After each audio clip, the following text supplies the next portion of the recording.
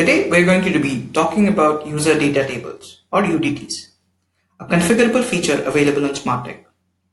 We'll be talking about what it is, why to use it, where you can use it, and how you use it.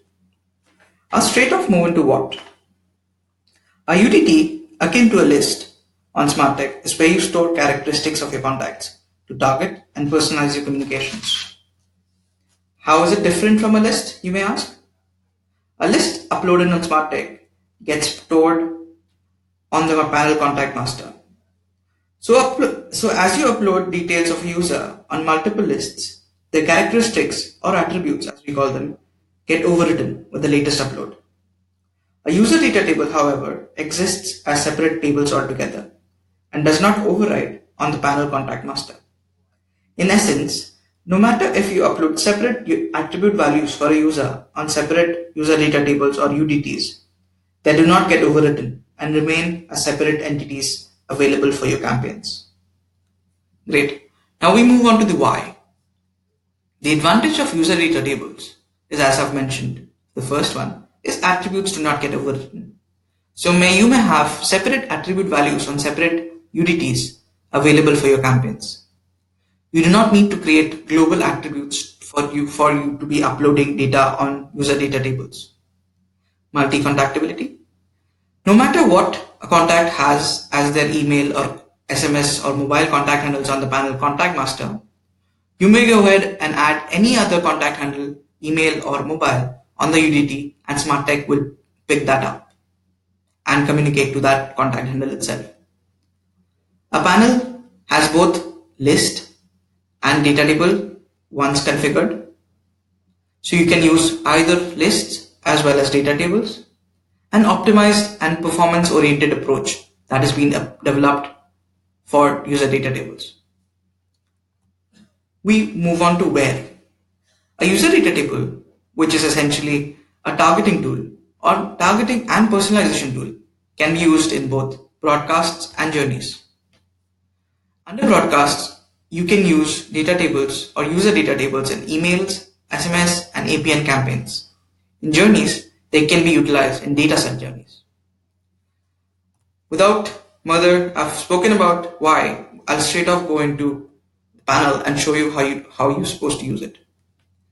A data table uploaded on the contact panel is available under the data section of the panel. On the contacts overview, you see a button for user data tables. Click on it and you end up on the listing page of user data tables. All your data tables uploaded onto the panel are listed here. To create a user data table, click on the CTA and you move on to the creation flow. Name your data table, give a description if you require, and then go ahead and choose the file. Please make sure the panel primary key or the unique value that identifies your contacts on Smartech is added as the first column on the file. Also, as I've spoken about multi-contactability and the need for uploading contact handles on the UDT, please make sure for email and SMS campaigns, the email or mobile contact handle is available on the file itself. Proceed to attribute mapping. Your UDT gets uploaded. You map your attributes according to what you require and save and add contacts.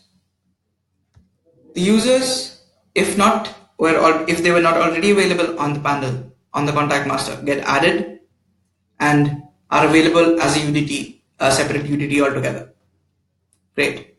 Now, for an example, I show you an email campaign of Smartech and how UDT can be used there. I move on to the campaign section. I go into the email broadcast and I select a regular email broadcast.